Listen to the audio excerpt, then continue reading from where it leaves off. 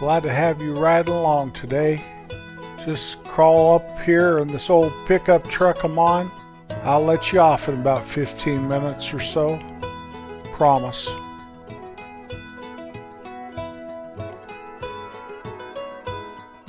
Baby Boomer Tales.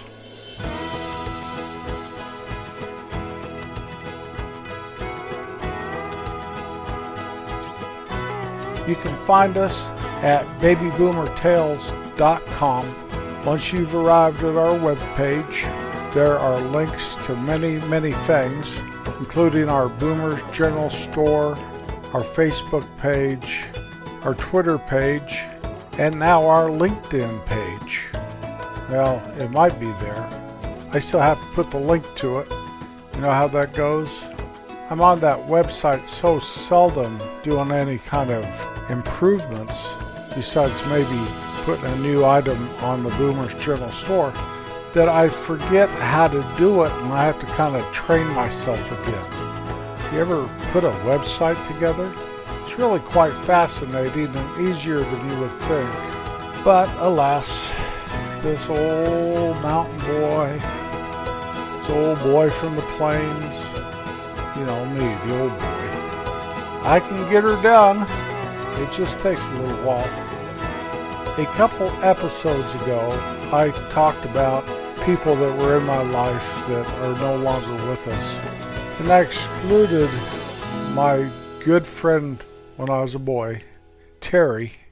I realized that after I had pretty much edited it, and I didn't want to try to stick that in there. I put a little disclaimer on the bottom of the title, but I just wanted to say that Terry is very important to me, and he passed away this last year. I had just found him again after 40 years or whatever, 50 years, and we had a little correspondence. He wanted to talk on the phone, and I refused because my hearing issues, I'm more comfortable emailing or chatting or instant messaging or something like that. I really am. I'm a lot more comfortable with that. Now I wish I would have talked to him. All I could have had to say was, huh? What? Say that again, Terry? Speaking of Terry, you know all these episodes are pre-recorded. And I just got through the Christmas season and the New Year's. And so even though this puppy is going to go out on the 18th of January, it's way before that. And I haven't recorded one for quite a while, way before the holidays, so I have to get into it. Well, last night I was watching America's Got Talent All-Stars. I don't know if you're familiar with that, but they're past winners and people that did very well on America's Got Talent through the years. And Terry Fader came on, and they had a little intro before he did his act. And you know, that man took up ventriloquism at the age of 10. All those years he was in front of little second grade classes and small venues trying to hone his craft. And he said he had almost quit a couple times. But then he tried out for America's Got Talent, and lo and behold, he won the whole thing that year. I think it was the second year they were in business. And he signed the largest contract of any act in Las Vegas. And I think he's still the highest paid performer there. 42 years old.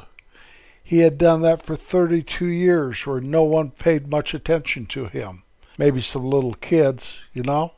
It is a testament on the human will and the never give up attitude that a person can have.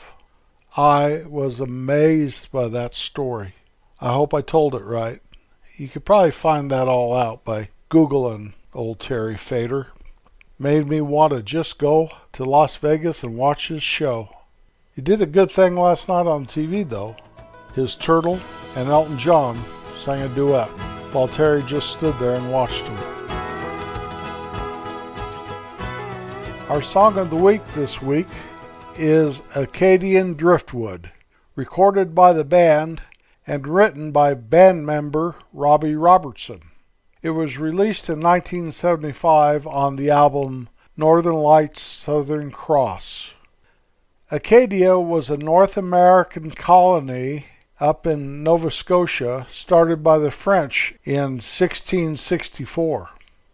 These strong settlers lived right alongside Native Americans up there, in peace. This song talks about the expulsion of the Acadians, where the British forces forced more than 11,000 out during the French and Indian War. This great song reached number 25 on the Billboard Hot 100. It's like a history lesson. I encourage you to listen to it again as you know some of the history of it now. The war was over and the spirit was broken. Our unusual fact this week: Australia's width is wider than the diameter of the moon.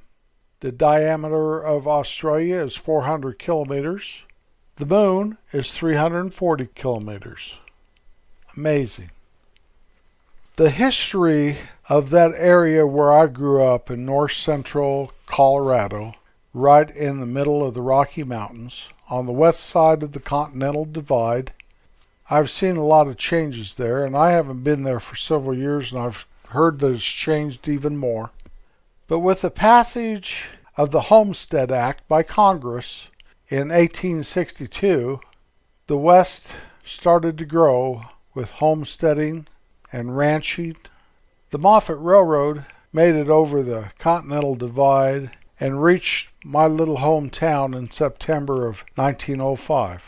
There, David Moffat arranged that parcels were sold and the town was platted out, and my little town was born. The southernmost road back in the original plat of my little town was Agate Avenue. We all called it Main Street. It ran east and west. The westernmost North and South Street was First Street, and the northernmost street that ran east and west was Garnett Avenue. They named all the east-west streets after stones and rocks. In one of my videos, my friend Pat Garrett touched on that. Some of these streets: agate, jasper, topaz, garnet. There was an opal and diamond. Anyway, the eastern north-south street was Fifth Street. So they had laid this town out all nice and square. David Moffat picked this site because it had great connections with the stage route up to the lake town, up by where the national park is today. That town still stands there, right on the Spirit Lake. Another reason they picked that site was the ground was mostly dry. It wasn't bogs or any of that stuff, and it had pleasant views. I'll say, see the whole Continental Divide there. They built most of the buildings on the north side of the street, so it got the sun exposure on the storefronts. But there was a couple buildings built on the south, and one of those that was built in 1910 was the post office. That post office stood there for 50 years, right in the same spot. And then old Doc, he took that building over and made a veterinary clinic out of it. And it was a veterinary clinic for several vets there over the years. In 1913, the Mercantile Building was built. That was where my dad's grocery store was. It stood on the north side of the street. Right next door to it, in 1913, was a big old rambling building. It became the Ford Garage. That's what we called it anyway, the Ford Garage. A guy named Jack founded it, but it wasn't many years, and Glenn and Morris purchased that and went into partnership. Later, Fred, Glenn's son-in-law, came into the business and eventually controlled the whole thing. If you go to the west, just the next block, there's a strip mall that was built. Clear back in 1938 this building was built. I don't think they really called them strip malls back then. It was a big rambling building with several doors to it, and in the main part of the building was a restaurant called Craig's Café. After the dust settled and everything, part of the building was a laundromat, a barber shop, a clothing store, all kinds of stuff. So as I walked down the street when I'm a kid, and I'm walking to the east, and I go by the Conoco on my left there. I'm on the north side of the street. And then Doc's little building where his medical practice was. Then the Snow View Motel. And then I come upon Olson's. They bought that business from Craig's Café, and it was a bar and restaurant. My earliest memory of that building is after Craig's left. I cannot for the life of me remember it when Craig's had it. But what made that business so popular back when Craig's owned it was they were building the big reservoir up north of town. And it was a major project, and a lot of men came from all over to work on that. When Olson's had it, there was still all kinds of stuff. Tunnels and mines being built, and that was a good clientele for them. It was a 24-hour restaurant with a bar in the same building. It was partitioned off. You had to access it inside the building. You cut through at the restrooms. And the bar was a very, very dark with probably 10 seats at the bar. And in the back room of the bar part were pool tables, where I really did like to shoot pool as I got older. And the restaurant was one of those things where a lot of us called it a greasy spoon, but it was my first experience of a burrito was there. And I don't think I really knew what a burrito was except for at Olson's until Hazel's Silvertips came through and started making these deluxe burritos that everybody thought was the greatest burrito on earth, and they possibly were. They had a cook at Olson's that we all called Wart. Kind of a little guy that was kind of twisted and almost broken. And I don't know what had happened to him in his life, but he worked there for years. I cannot ever remember anybody else being the cook there. I'm sure there were. I knew Dan and Donna, the owner's kids, as I was growing up. Well, after I did grow up, they sold the restaurant and bar, and they renamed it the Long Branch. My dad and I were eating there because everyone was saying how great it was and everything one day at lunch. All of a sudden, they came out of the kitchen and said, "Nobody panic, but the kitchen's on fire. We'll let you know if you have to evacuate." You know, I looked at my dad, and my dad looked at me, and, well, should we go? And we didn't, and they put the fire out, and what it was a grease fire from years and years of probably Wart not cleaning up the grease behind something or whatever. The next day they brought in some kind of a sandblaster and sandblasted that kitchen. It was closed for a couple days while they did it. That became a destination restaurant. Very busy, very good food. And those folks eventually sold it to Ralph and Marlena. I liked them, Ralph and Marlena, a lot. Ralph is famous to this day in tales about that town because several years before, the town council decided they were going to make our little town just like all the other little ski area towns and stuff and put trees up and down the main street and you could have pedestrians. And what they forgot was people drove through there 40, 50 miles an hour. And it wasn't some little 2-lane road, it was a 4-lane road, and people just clocked through.